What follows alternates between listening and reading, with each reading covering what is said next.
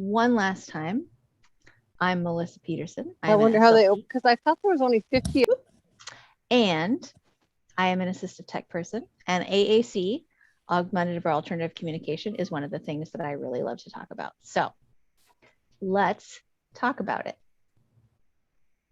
We are going to talk first a bit more about core words. If you were just in the last session, you will get about 3 minutes of the same material. But it's worth going over twice because it's pretty fun. And then we will talk about applying core. Ooh, I'm hearing my echo again. There we go. There we go. All right. So we will talk a lot about applying core. So let's start off with just a bit about what core words are. This is a resource. This AAC resources website, the slides for this presentation are in the calendar invitation where you found the Zoom link. So if you want to come back and find anything that I show, that is how you can do it.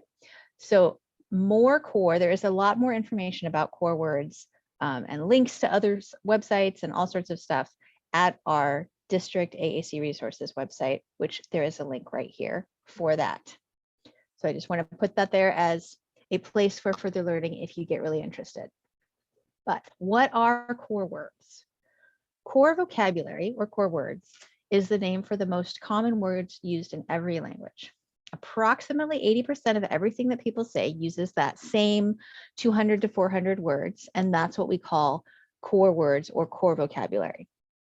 And teaching those high frequency words is a really important thing for our students who have limited words, either limited verbal words, or if they're using AAC and just limited words in general. Because if a person can master like those 200 words, they can say almost anything. And that is really what we want for all of our students, is to be able to say what's important. So within that large set of like 200 to 400 words, there's about 40 words that have the most power for functional language.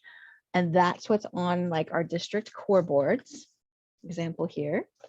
And those are typically where we start for teaching students who are not using language at all. Those are like the first words that we focus on, just because they're so powerful. So this is a video. You may or may not have seen it.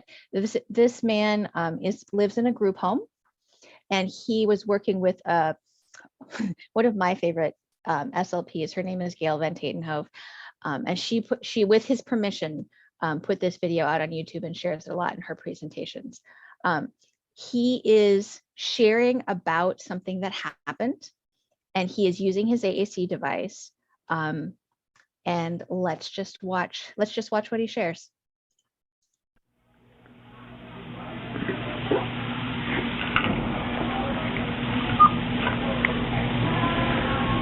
Hi.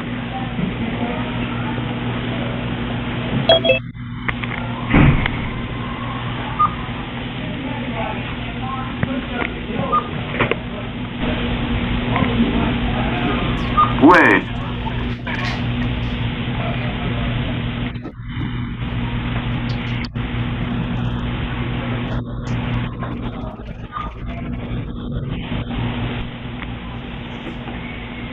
More. I wait more. Well, John, you've told me quite a story. Why don't you hit speak display so everybody can hear the whole story? Thank you. It was time to eat. I wait and wait. No one there. No one comes. I'm afraid no one here will help me eat. I wait more. She come and say to me, you don't tell. She brag at me. She go away. I wait more. Well, I'm glad you could tell me about it. Is there something you need me to do to fix it? You can take care of it yourself. Excellent. So that's kind of a heavy video, but I included it on purpose to really highlight how important those core words are, that because this man had use of those core words, he was able to tell somebody what happened to him, and he was able to get the problem solved. He was not getting fed, a pretty big deal. And he was able to advocate for himself and let people know that this was happening so that they could take appropriate action. So that is why core words are so important. Without them, our students couldn't tell us what happens. And as many of our students have significant disabilities and are at a higher risk of experiencing all forms of abuse, that's really the big why. That's why these core words are so important. But let's talk more about who and why and where and how. So that man is a person who doesn't use words with his mouth. He uses an AAC device to talk. But core words are the same words that we use when we're using oral language. So any student who has a limited vocabulary for any reason can really benefit from focusing on those words and making sure that they understand and know how to use all of them. All students benefit from learning those high frequency words. And even students who use their mouths to speak some, having the AAC, like the visual support, like a picture that goes with the word, can be really helpful to make language more concrete for students and to help them, especially if they have problems with remembering words. And those core words are also super important for a lot of the academic work that we do with students. Comprehension and academic growth. You can use core words for sight words to describe things. They are truly, truly everywhere. So let's start out with some lists. More resources from Gail Van Tatenhove. This is a link to her website. She has a lot of core word lists, and it's the same 200 words or so, but she organizes them in a couple different ways. This first list is a list that she made focusing on the ones that would be most important for students who have significant intellectual disabilities. And it is organized by category. So there's the people and pronouns, negation, there's verbs and nouns. So if you are working with a student and not sure which words to focus on, these word lists might be a really great place to start for, like, oh, these are the most important words. If you master L200, that's amazing. Move on from there. But if they don't have any of these words, these are great words to work on.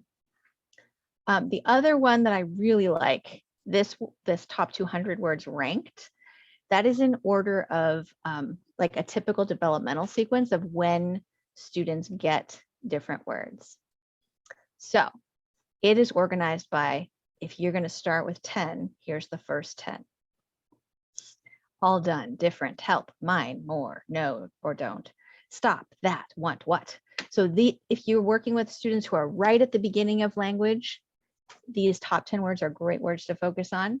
If they have 10 words, maybe move to the list of 20 or the list of 70 or 35. What I want to point out, yes. Someone's asking in the chat if you could enlarge your screen. Do you know how to do that? Maybe. Do you know the little, here we go. Is this getting bigger? Yes, it is. Oh, good. Fabulous. Thank you. Well, thank you, fabulous person, for asking that question. All right. I know they are kind of small. The links are all in the slide deck. So if you want a copy of this, that is where you can find them. But the one thing that I really wanted to point out that I love on this list is you get to the 200 words. When you're working in that 200 word range, this is where you first see the word please. And you see thank you right there, 155. And you probably see sorry in here too somewhere. Like please and thank you in particular are great words. They are actually core words.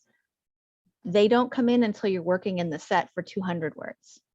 They are not the first 10, the first 20, 35, or even 70 words that are like in terms of importance for students.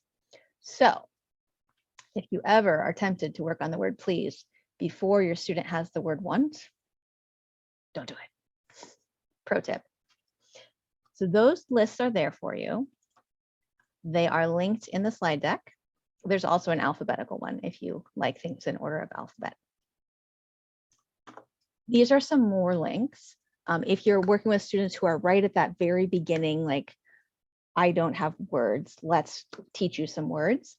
This Saltillo Let's Teach Core is a website that has lesson plans for a whole bunch of core words. And these are each a handout, big. If you click on it, it'll pull up a page that'll give you some ideas for teaching that word, ways that you can use that word. For example, here's the word big. Find big on your AAC device, talk about big. Some of them have specific activities that you can use to teach the word. So that's one resource. The Boardmaker website has a Core First curriculum that's on there. So if you have our special ed teachers in the district have a Boardmaker subscription, so that is something that they can access there. And Pathways for Core First is an app that is free that also has like lesson plans for how to teach a bunch of core words like go and stop. And it really focuses on those first core words that come in that are so important. Here are some more resources. This Tell Me program, that's what this image is of. It's a book that has a bunch of ideas for how to use common children's books to teach core words and to use them like in a circle time. There's also a lot of resources on Teachers Pay Teachers that focus on like a core word of the week, sometimes going with a letter of the week. So that's another way to include a lot of these core words and teaching them for our students. I don't know why I just went back a slide. So this is where we're going to spend most of our time. How do we apply core? What does it mean to like use it when we're teaching students? So more from Gail Van Tatenhove. She invented the term descriptive talking. And this is what that means. Descriptive talking is a way to communicate an idea when you don't have the specific word on your AAC system, or if you don't have the specific word because you can't remember it, and you haven't developed sufficient spelling skills. So it's basically using core words to describe things. Instead of using the word volcano, you might say big, hot, go up. That would be an example of descriptive talking. And it is something that we can do across all academic content, across all functional language, across all everything. So let's talk a little more. We're going to start this with an introduction that's talking about the descriptive teaching model. It has words on the screen. It does not have auditory words. So I will get that going and then we'll talk more.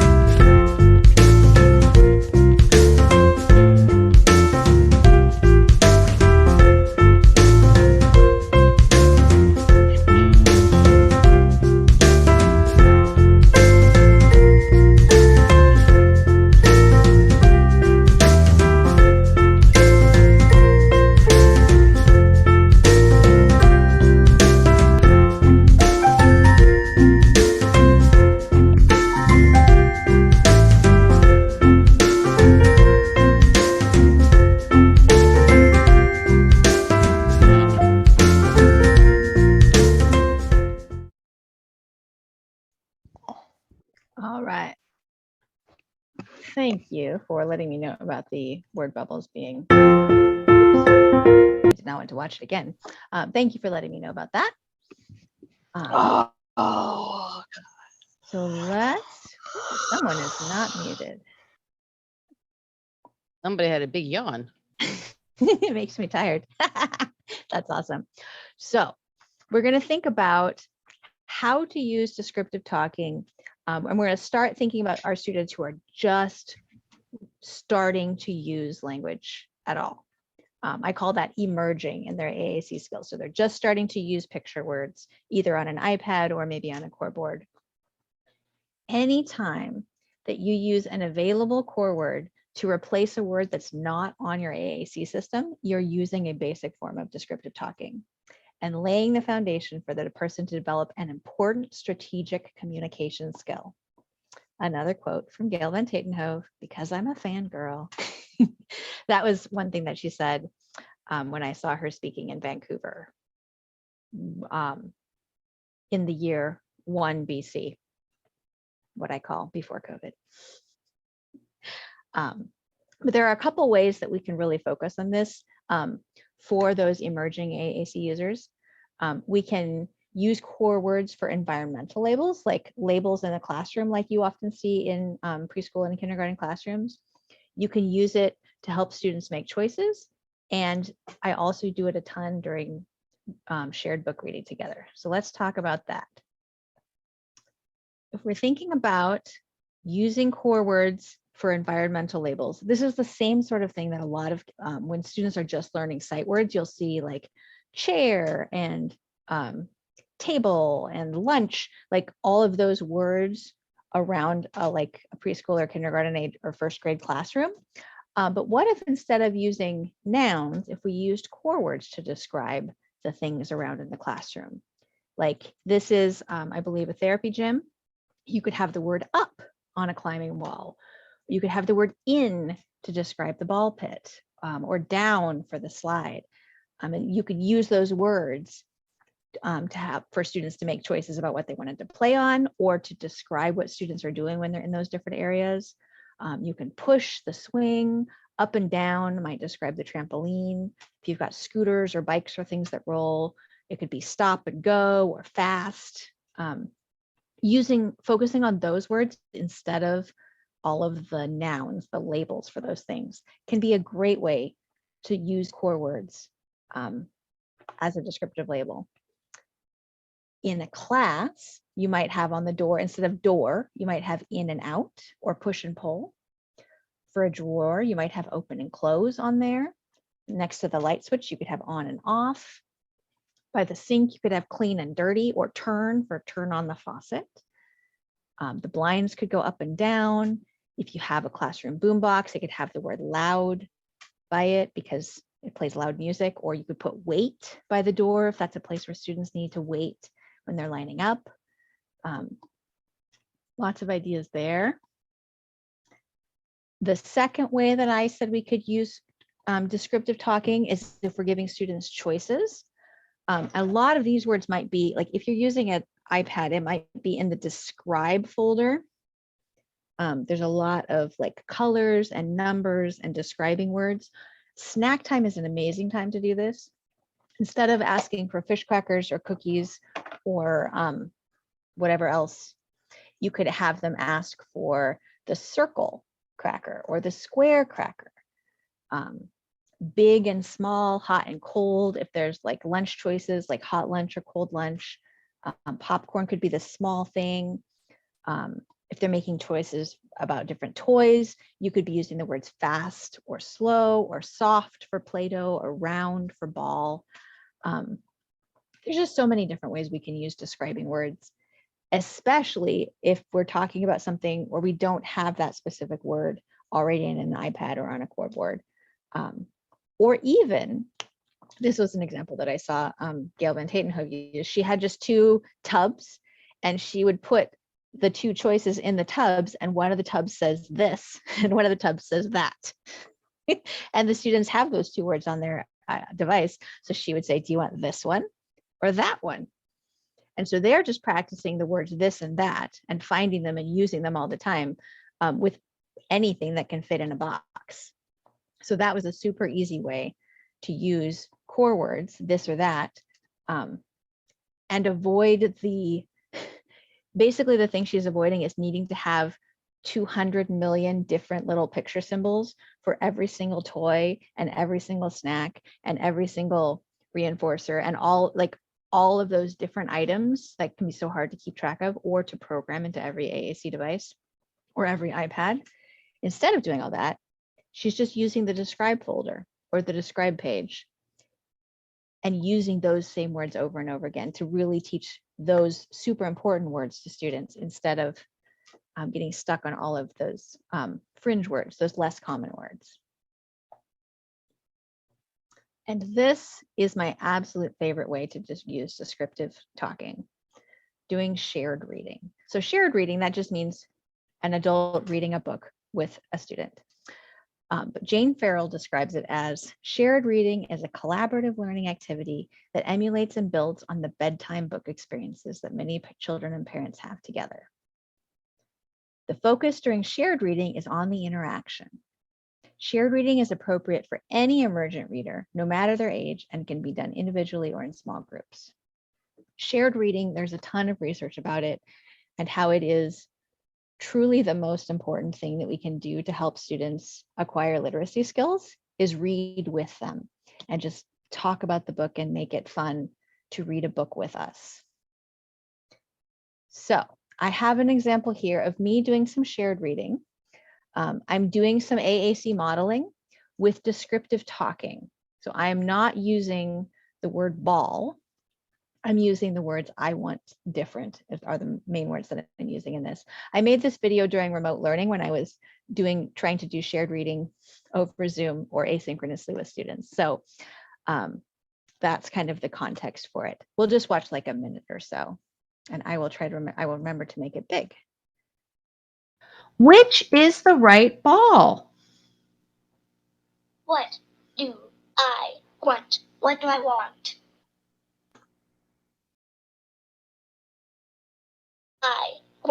I want. I'd like to have a ball.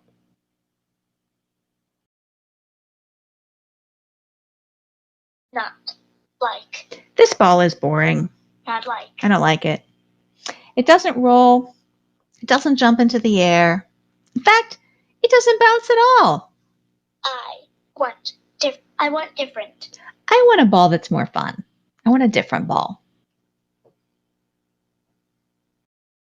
Not like. This ball is too light. I don't like it. Not like. I don't want my ball to be as light as this. I want different. I want different. I want a different ball.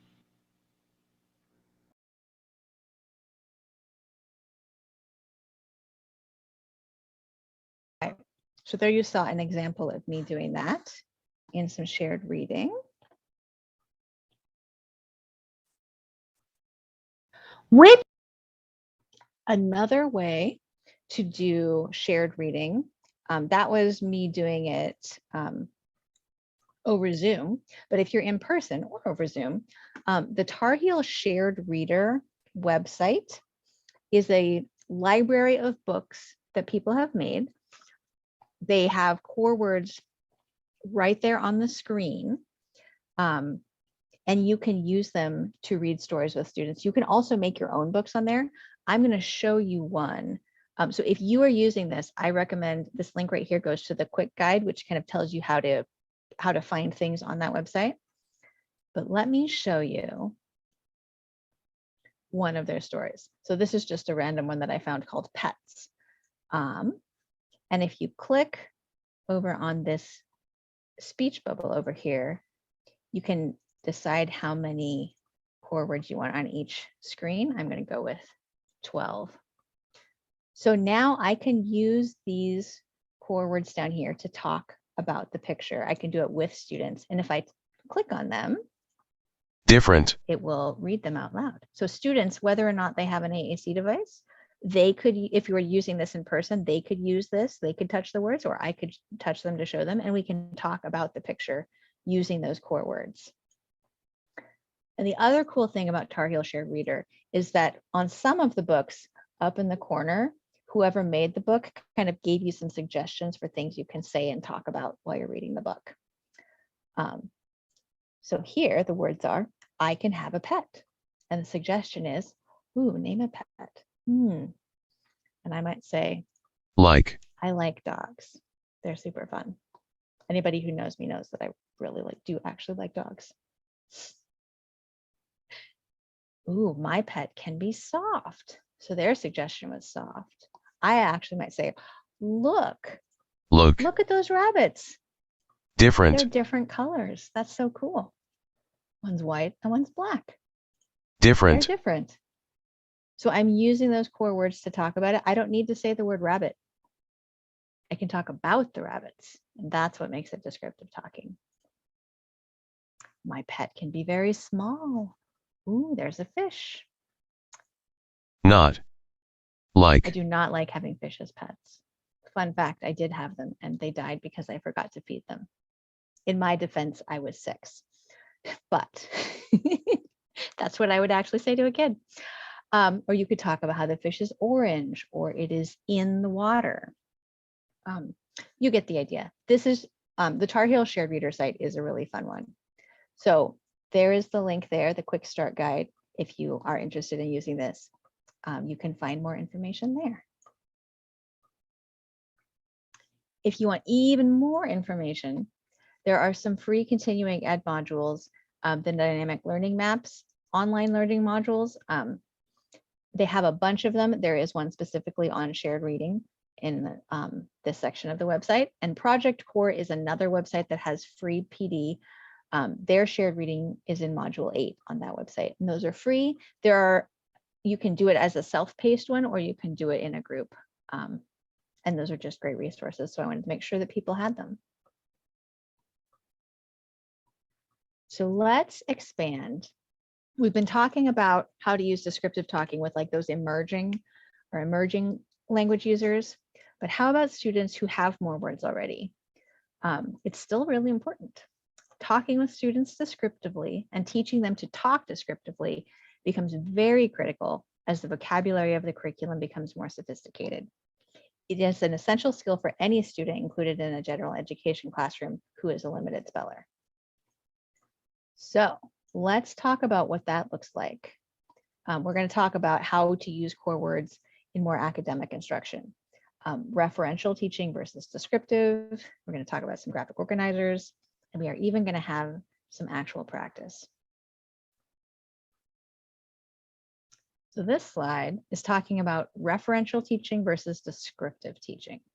You may have heard those terms, you may not. I hadn't heard them the first time, but Gail and Tate have told me about them. Basically, referential teaching is focused on recalling facts. So like vocabulary quizzes. What is the thing that's big and tall and hot and goes boom? It's a volcano. It tends to have single word answers. It's focusing on recall. You don't need to think creatively to answer those questions. And the words and the vocabulary that you're using when you're answering those questions is constantly changing. So for our students who have a limited vocabulary, referential teaching can be really hard because they have to learn every single word and they don't reuse those words, so they don't get lots of practice with them. Descriptive teaching is focusing on understanding the concepts. If you're using descriptive teaching, you tend to have multi-word answers, and the answers that you're asking for, the questions that you're asking, generate multi-word answers where the same words are being used over and over, but in different ways. This link right here is to a handout that I'm just going to show. I use this handout quite a bit when I was like wrapping my brain around this. Let me see if I can make it a little larger. Nope, I think that's as big as it goes. Okay, well, this is a handout that's talking about descriptive versus referential teaching. I just really liked this top example. Here's our test. Answer these questions. Which planet is 6th from the sun, is very big, spins fast, but moves around the sun slowly and has large rings? That would be Saturn, a one-word answer, very specific vocabulary. What do we call the time between 1760 and 1840 when life was changed by how things were made? It's the Industrial Revolution. Name a type of housing that Native Americans used, a teepee. Without the answers here, I might not have gotten all of those. But imagine if I was a student who is using an AAC device, or if I'm just a student who has a small vocabulary, those questions would be really hard. And very frustrating, honestly, because I would feel like I would never get them. But what if instead we're asking students like, tell me what you know about satellites? That is a question that they might be able to answer, because they could tell you it's something little that's going around something big. Describing natural resources, they might tell you things that come from water or earth. Contrasting an author with an illustrator, a person who writes and a person who makes pictures. All of those words in the answers are very common words that our students have a much higher chance of knowing and are much more useful for them to know. So that's the concept of descriptive teaching.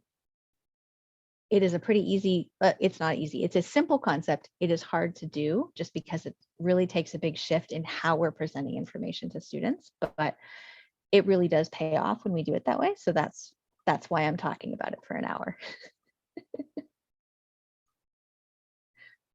So here is an opportunity for you to practice a little bit.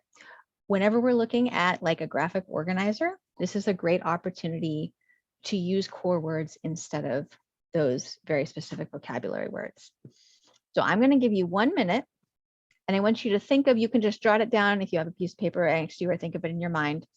Think of common words that you can use to describe the main idea, which in this graphic organizer is ocean. Think of as many really common words as you can that you would use to describe an ocean.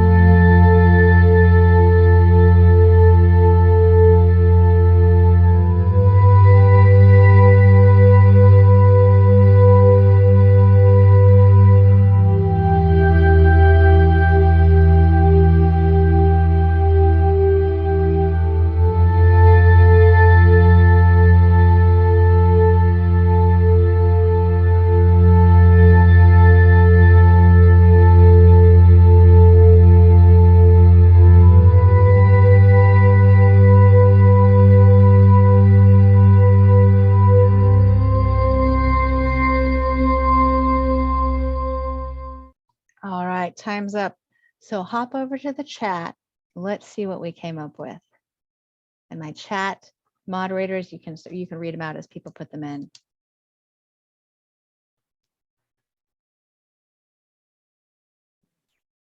Salty, water, large, deep, big wet water. Big wet water. That's a great description. Water, big, wet. Vast. Vast. Vast might not be a core word. I'm not sure. Blue, big, Blue, yeah. pretty, wet blue. Water, Yeah. salt, fish. Yes, salt. That's a really important one. Float. Float. Cold, Cold. large, water, wet, deep. Sea monster. Choppy. I'm not sure if monster is a core word, but I like it. Big earth island. Ooh. Yeah. Smooth. Not hot. Not hot. Yes. Beach, cold. Love it. Bumpy. Bumpy. Oh yeah, some like textures there. Swim, that would be awesome. wave, beach. Cool. All right. Thank you so much for that. That is exactly what descriptive talking is like. We could have filled this graphic organizer with a lot of very specific vocabulary words, or we could really just focus on the concept of what is an ocean and focus on those really common words to describe, which is a more useful way to work with our students. Oops. All right, another graphic organizer. This one is a compare and contrast. So this time what I want you to think about is how many of the words on here are already core and how many could you change to be core? You have 1 minute.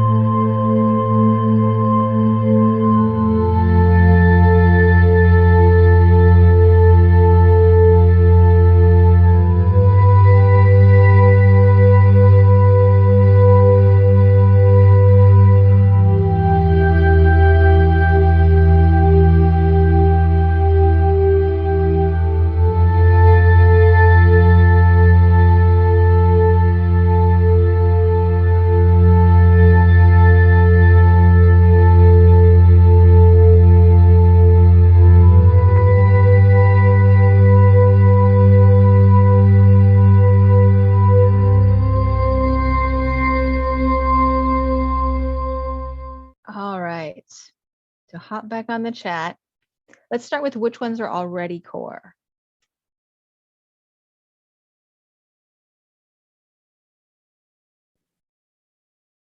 Big and small. And dog. Mhm. Eat. And bark, maybe, but I don't know if it is. I don't think bark is. What could we use instead of bark? Talk. Talk, yeah. Loud. Loud woof or Love quiet it. for the other one. Yeah, loud and quiet are both definitely core. All right, which words would we need to change to make them core? Drooler. Yeah, what could we use for drool? Somebody said water. Yeah, water. And they also said for shedding, you could use hair Yes. or lose for shedding. Mm-hmm. Lose Yeah, for- hair, maybe. I might say hair comes off or hair stays on. Mm-hmm. People are saying wet too for drooling, maybe. Oh, yeah. Yeah, that St. Bernard is definitely very wet. Another couple that might not be in there are friendly and intelligent. Oh, yeah. And smart could be intelligent, but Yeah. friendly, maybe people were saying kind or Oh, yeah. happy. Kind or happy. Yeah, I'm not actually sure if friendly is in that 200 to 400 words or not. Or helpful, somebody said. That one, help is definitely a core word. Mhm. So that was a great one. Shedding, Yes. somebody could say not soft. Oh, not soft. I don't Good know. one. Yeah. Yeah. There's lots of, I mean, the point is that descriptive talking and descriptive teaching, there's lots of ways to say it, which I think is the fun part. It makes it much more rich, like a much more rich language experience when you're using those words creatively and flexibly. So you may have seen Bloom's taxonomy before. It loves to show up in teacher training programs. The concept is there's kind of a hierarchy of the kinds of thinking that we're asking students to do, with the very simplest at the base of that hierarchy being recall or remembering things. And then the most complex cognitive thing that we might ask students to do is to create something new. The point that I'm making on this slide, well, that Gail Van Tatenhove made and I blatantly stole, is that descriptive talking is essential for anything beyond that first level of recall. Anything beyond just recalling a word, you're going to have to start using language to talk about things. To understand, you have to talk about what it is. Applying, you have to talk about how it applies to your life. Analyzing, evaluating, all of those things already are descriptive talking. But if we really focus on using that language more intentionally, it can make those things available to our students who have limited words. So this handout that I just clicked on is another Gail Van Tatenhove handout. Can I make it bigger? There we go. So it is several pages long and she talks a lot about the different levels. I'm not going to read it to you because that would be boring and you can read yourself. But what I'm going to do is go to the very end of it because she has this great example on the very last page. She has a ton of like just information there, but this is her example of how we might use like thinking about Bloom's taxonomy and the different kinds of questions that we can ask students and what that looks like when we're really using descriptive talking and descriptive teaching. So her example is if we're talking about the Goldilocks story, that's kind of the material that she's working with. So here are some examples of what that would look like. Ooh. Oops. We got it. Okay. What that would look like if we are talking about Goldilocks and going through those different kinds of questions in that Bloom's taxonomy. So if we're thinking about knowledge or like a memory question, like kind of the who, what, where, we could, instead of saying who is in the story, we could say who is Goldilocks? A girl, that is core. What did she find in the woods? A house, also core. What did she do when she got to the house in the woods? So it is a recall question, but it's asking the question in a way that you can answer it with those common words. What did she do? She went in. We could also ask students about what they understood, like checking if they understood what was happening in the story. What did she discover when she went in the house? No one was there. All core words. Why would she go into the house when no one was there? That's a fun question. Students could say all sorts of different things to that. Why did she go? She was afraid, maybe she was hungry, she was tired. You could ask them to retell the story. What did she do after she went into the house? She ate food, sat down, went to sleep. All of those words are all of those core common words. Some application questions. How were the bears like real people? They had a house, chairs, and a bed. They went for a walk. All core. I liked this one. Write a sign that should be placed on the front door of a house when you go away. So asking students to apply the story to something real. What would you put on a house? Do not come in is a great answer. All of those words are on the front page of our district core board, by the way. So you could do this even with these very simple words. You could, some evaluation kind of questions. What do you think? That thinking is part of that evaluation stage. What do you think Goldilocks learned by going into that house? Again, there's lots of answers that could be given, but one might be, do not go in if people are not home. Also, almost all of those words are on our district core board. Would you have gone into the bear's house? Why or why not? I would not go in because it is wrong. I would wait for them to get home. That's not the answer I would say. I would go in because I went to eat their porridge. And we could even ask a creation question. Write your own story about something similar that happened to you. So here is one possibility. We went on a trip. When we came home, someone was in our house. It was very scary. We called the police, but he got away. That is an awesome like application of the Goldilocks story. And it's all using core words. Our students who don't have extensive vocabularies, who have even very limited vocabularies, could still engage with content in this way. It's a way that's accessible and a way that they would feel successful and actually be learning to use those words in some pretty important ways. So that's why I included that link. It is right here if you want to have that for future reference. All right, and we are going to do a bit more practice before we go.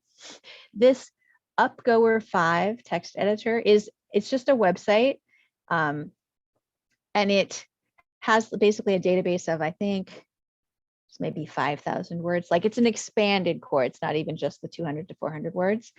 But what I want you to do, I'll give you a minute to think about it, is we're going to see if we could describe these concepts. Pretend we're doing a history lesson.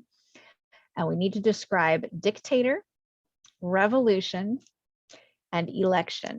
And I promise I wrote this slide before January 6th. It was not a political statement. But I came back to it this week. It was like, oh my goodness, that's too good. I'm going to leave it. Yes, I wrote this BC. But see how you could describe dictator, revolution, and election using only core words. And then we will go to this website and test ourselves.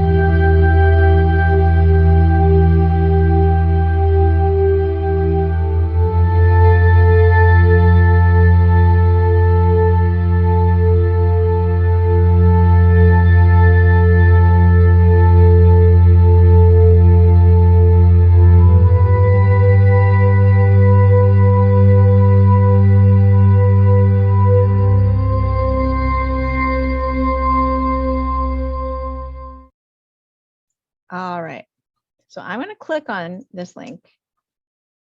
It takes us to the Upgoer 5 text editor. Can you explain a hard idea using, oh, it's only the 100 most used words. So we get even more, kind of an expanded core. So I will start popping things in the chat. Let's start with dictator. How would you describe a dictator? And my chat monitors can read them out to me, and I'll type them in, and this website will tell us whether we're using only core or not.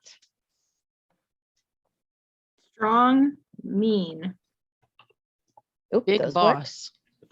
Big boss. Yep. I'm trying to find more good ones. Oh, here, I got up to dogs again. Jennifer, do you see any? Cold, in charge. Cold. No choose. Oh, no shoes. Yes. Mm, Tell me. Oh, hold on. Boss doesn't work. Nope. oh, how about bad leader? Oh, let's try that one. Bad leader. Nope, not Leader. leader. Bad man. Bad man. There we go. Yep. All All right. power. Ooh. All power.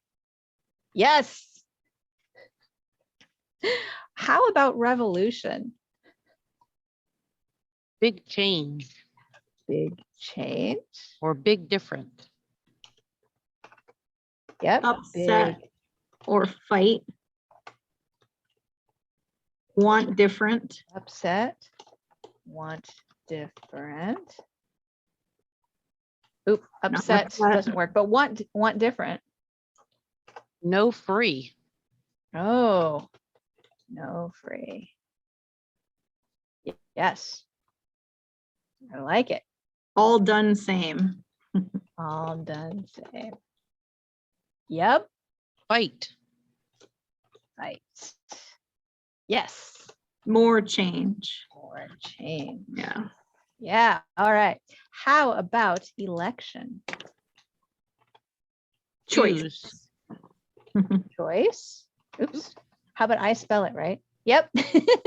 Nope. No. What about choose? Choose person. Choose person. No. No, choose. We can't use choose. What else can we say? Good person like. Pick big person like. Nice. Like. Pick good person like. There we go. Yeah. Pick one, pick other. Pick other. Vote. Yes. Someone wants to know if vote is in there. Let's try vote. I'm going to say no. Nope. Can't use vote. Pick new. New. I like Pick- that one. Ooh. Yeah. Yes. Head, man, or woman. That's Head a good man point. or woman. Want Yep. him Want or him her. or her. Thanks, Jennifer. Yes, you want new, are right. getting it. Want new. New in. In. Mhm. Yes. All right. So this is just a fun way to kind of play around with those words and see which ones are the most common. And just a way to check to see if we Someone can. has a great question whether they and them are included in this list or only gendered language. I'm guessing they are included. They are included. Yeah. They are definitely included. I mean, I we think use that's more they a and them comment all the time. on our outdated gendered language use than Very good point. All right. Oops. I'm wanting to start that again. Melissa, I just have to tell you one more. Someone asked if coup d'etat was in there. I'm going to I guess no. promise it's not. All right, one last thing. We have 5 minutes left. If you have heard of the expanding expression tool, which is a way, it's an SLP tool, but it is a way to kind of teach describing, where you talk about what group something's in, what does it do, and it has like a physical, like a string of beads that helps kids to kind of remember all the different parts. What does it look like? What is it made of? You can do that using an AAC device, mostly in the describe folder. So I'm going to play this short little video. It is from the Special Ed Tech Center, which is funded by OSPI. And I just thought it was a really great kind of application.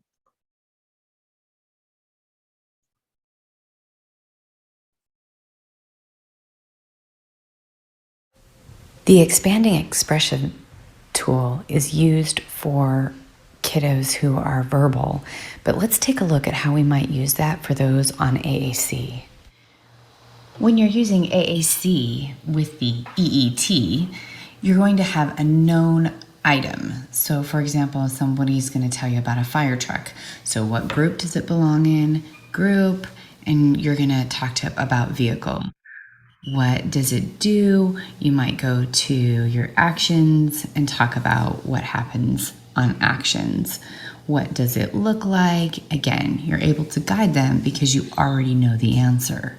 But this becomes an excellent tool when you're beginning to repair a communication breakdown, because when you don't know what they're saying, they've already been walking through the steps. Can you tell me about the group?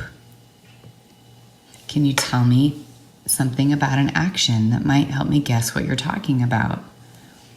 Can you describe it further for me? So it becomes an expansive language tool while you are working on a known vocabulary and a strategy to apply when there is a communication breakdown. Once I've used the tool to come up with a vocabulary, I fill in a blank sheet so that they can play guess what I'm talking about. They have all the clues of what their target word is without the actual answer. And both friends, teachers, and families learn how they can give clues to repair communication breakdown. Take a fresh look at this tool and apply it to those who use AAC. There we go. All right. Thank you, Setzi. There's a question in the chat, Melissa. Yes. What is the question? Are there developmental norms to guide descriptive talking goals? Not yet. Yes. Honestly, there's not yet. But if you want to go do that research, I would love to read it. Yeah, me too. So in the 2 minutes that we have left, the one last thing I want to show you, if your student is using Prolo Quote to Go, which many of our students are, and you want to use a word, but you're not sure where it is, I just want to show you how to find words if you don't know where they are using the search feature.